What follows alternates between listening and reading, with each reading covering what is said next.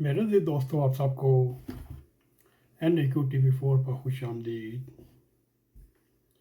मेरे जी दोस्तों, उन लोगों की बात हो रही है जो आपको मोहल्ले गलियों में पसंद नहीं, जो बारह तमाशबीन टाइप के लोग थे और नापसंदीदा लोग जब घरों में घुस आए तो अलमिया ये पेश आता है, हम घरों के दरवाजे बंद नहीं कर सकते। मेरे जी दोस्तों, जिस किस्म के लोग आवारा हों, तमाशबीन हों और जिस कमाश के लोगों को हम शरफा गली मोहल्लों में सलाम नहीं करते, उनसे कोई बात करने की राह ढूंढते नहीं, अपने बच्चों का जिन पर साया नहीं पड़ने देते, जिन्हें ये जुर्रत नहीं होती वो हमसे कलाम कर सकें। मेरे दिल दोस्तों, अब वो वक्त आ पहुंचा है, वो हमारे मकानों में, हमारे ड्राइंग रूमों में, हमारे कमरों में, हत्ता कि हमारे बेडरूम में, यहाँ तक के ज़नानखानों में आ चुके हैं। इन्ना लिल्लाह व इन्ना इलैहि राजिऊन। मेरे जी दोस्तों, आपका क्या ख्याल है? जो शख्स पक्के नशेड़ियों के आदि मुजरमों की तरह सिगरेट सड़का कर एक ऐसा सूटा खास अंदाज में लगाता होगा, आपके घर में दाखिल होकर क्या आपके ड्राइंग रूम में बैठ सकता है? आप ये सुनकर लाहौल वाला पढ़ेंगे। जो शख्स पक्के जवारियों की तरह, पक्के गुंडों की तरह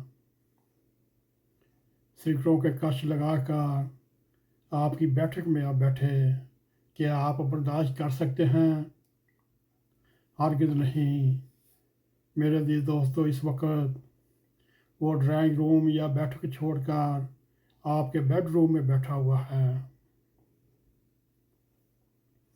लानत है उन लोगों पर जो रेटिंग के चक्कर में और डॉलर की हड्डी के लिए चंद एंकर ऐसे गैर महजब अफराद को अपने प्रोग्रामों में बुलाते हैं और 3 हरूफ ऐसी रेटिंग पर और तोहफ़े ऐसे डॉलरों पर सकाफत की कुर्सी पर उन्हें बैठा दिया जाता है। मेरे अज़ीज़ दोस्तों, जिनके असल ठिकानों के नाम शरीफों के घरों में लिए नहीं जाते और यूं वो अब ये इस जिस्म के साथ इस कुर्रा अर्ज़ पर बोझ हैं। मेरे अज़ीज़ दोस्तों, इसके साथ उनकी ज़बान भी काट देनी चाहिए, मगर क्या करें, इस वक्त शरफा के घरों में, शरफा के घरों के अंदर, बल्कि कमरों के अंदर वो पूरे के पूरे टांग पे टांग रख कर बरजमा हैं। वारे स्मार्टफोन, वारे आईफोन, वारे इलेक्ट्रॉनिक मीडिया, वारे टीवी स्क्रीन, क्या तुमने हमें ये दिन भी दिखाने थे?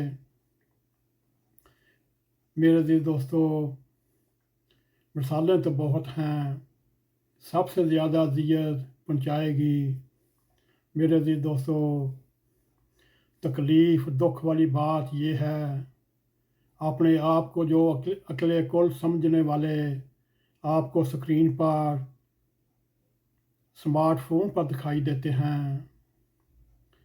इलेक्ट्रॉनिक मीडिया उनके कब्ज़े में है, इलेक्ट्रॉनिक टीवी चैनल्स उनके कब्ज़े में हैं और सोशल मीडिया वैसे ही उनके घर की लौंडी है। ये लोग मज़हब में भी मुंह मारते हैं, ना उनका उसको इल्म होता है, खामखा मज़हब में भी मुंह मारते हैं।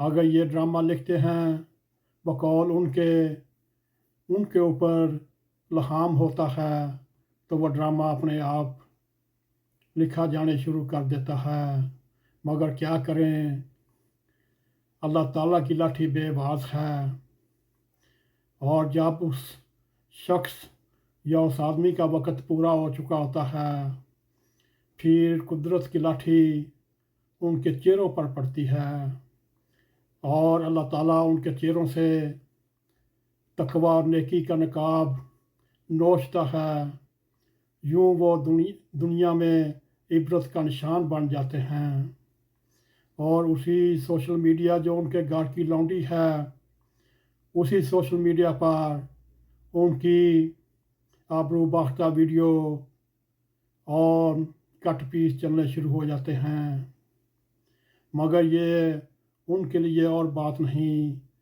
یہ خود اس بدنامی سے سبق نہیں سیکھتے۔ اس قسم کے لوگوں کو، اس قسم کے افراد کو شہرت چاہیے، خواہ وہ بدنامی کے رنگ میں ہو۔ میرے عزیز دوستو، ان لوگوں کو سستی شہرت حاصل کرنے کا ایک گر یہ بھی ہے، وہ نام نہاد دانشور، وہ مفکر خواتین پر نام نہاد حملے کرتے ہیں۔ کامن سینس کی بات ہے، اگر ایک مرد اچھا نہیں، سب مرد برے بھی نہیں، اسی طرح خواتین اچھی بھی ہیں، بری بھی ہیں۔ میرے عزیز دوستو، ان سب خواتین کو جہالت کے زمرے میں شامل کرنا، یہ ان کے ذہنی پستی پر اظہار ہے۔ انسانوں کی اکثریت مرد ہوں یا عورتیں ہمیشہ اچھی رہتی ہیں۔ تمام خواتین اینکرز کے لیے بلا امتیاز جس سوچ کا اظہار کیا جاتا ہے اور جس زبان کا استعمال کیا جاتا ہے، میرے عزیز دوستو، وہ نہایت ہی کبیر اور نہایت ہی قابل مذمت بات ہے۔ یہ خواتین ہماری بہنیں بھی ہیں، ہماری بیٹیاں بھی ہیں، ہماری مائیں بھی ہیں، ان کی عزت ہماری عزت ہے۔ ان میں بہت ٹیلنٹ اور اعلیٰ تعلیم یافتہ خواتین بھی شامل ہیں۔ ہمیں ان پر فخر ہے اور پوری قوم کو فخر ہونا چاہیے۔ یہ ایک خاص مائنڈ سیٹ ہے جو جہالت کا شاہسانہ، خاص طور پر یہ مائنڈ سیٹ تعلیم یافتہ خواتین، بالخصوص ملازم پیشہ خواتین سے لرزک ہے، ان سے خار کھاتے ہیں، انہیں اچھا نہیں سمجھتے۔ میرے عزیز دوستو، ایسے مرد اور ان مردوں کو میڈیا پر لانے والے دراصل وہ خود نفسیاتی طور پر مریض ہیں۔ یوں یہ طبقہ احساس کمتری کا شکار ہے۔